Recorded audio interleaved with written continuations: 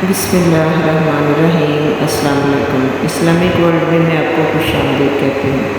मेरे चैनल को सब्सक्राइब करना मत भूलिए और मेरी वीडियो पर लाइक और शेयर कीजिए।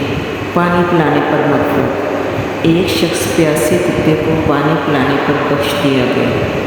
सुभान अल्लाह। हज़रत अबू हुरैरा से रवायत है कि रसूल सल्लल्लाहु अलैहि वसल्लम ने इस इसना में एक आदमी रास्ते चले जा रहा था कि उसे सख्त प्यास लगी थी। चलते चलते उसे एक कुआं मिला। वो उसके अंदर उतरा और पानी पीकर बाहर निकल आया।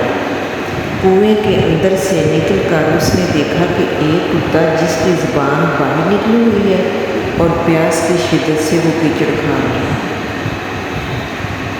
इस आदमी ने दिल में कहा कि इस कुत्ते को भी प्यास की ऐसी ही तकलीफ़ है जैसी कि मुझे थी, और वो इस कुत्ते पर रहम कर भी इस कुएं में उतरा और अपने चमड़े के मोज़े में पानी भरकर उसने इसको अपने मुंह से थामा और कुएं से बाहर निकलाया और इस कुत्ते को वो पानी इसने पिला दिया।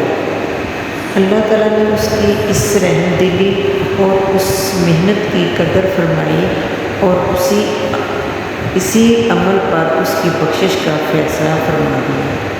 बाज़ सहाबा ने हुज़ूर पाक सल्लल्लाहु अलैहि वसल्लम से ये वाक़या सुनकर दरियाफ़्त किया कि या रसूल अल्लाह, क्या जानवरों की तकलीफ़ दूर करने में भी हमारे लिए अजर सवाब है?